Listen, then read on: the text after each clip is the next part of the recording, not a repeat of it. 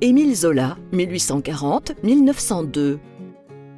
Le romancier est fait d'un observateur et d'un expérimentateur. Biographie.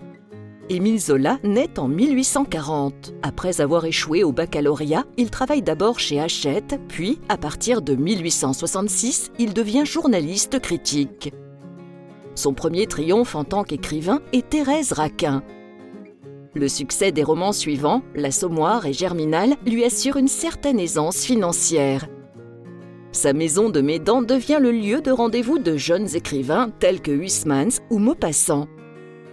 Zola est également célèbre pour avoir pris position en 1898 en faveur du capitaine Dreyfus en publiant à la une du journal L'Aurore sa fameuse lettre ouverte intitulée « J'accuse ». Il meurt à Paris en 1902. Œuvre principale, Thérèse Raquin, 1867, Les Rougon-Macquart, cycle de 20 romans, 1871-1893, parmi lesquels Le Ventre de Paris, 1873, L'Assommoir, 1877, Au bonheur des dames, 1883, Germinal, 1885, La bête humaine, 1890, le roman expérimental, Essai, 1880. La pensée et le style.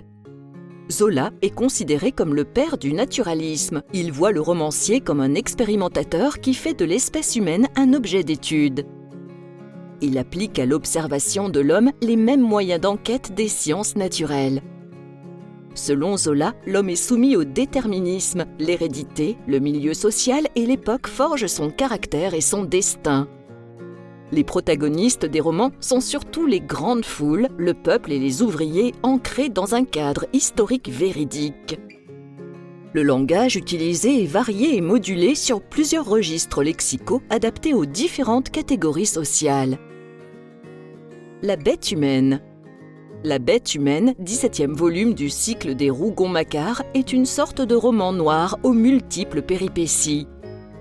Au sein de la compagnie de chemin de fer de la ligne Paris-Le Havre s'entrecroisent plusieurs histoires d'amour et s'accumulent les crimes, viols, assassinats, sabotages.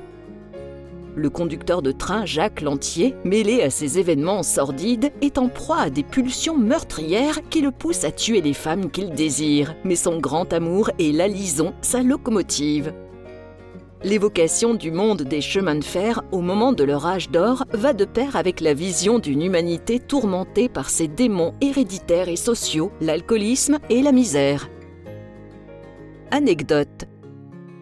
Le 29 septembre 1902, Émile Zola est retrouvé mort dans sa chambre, asphyxié à l'oxyde de carbone.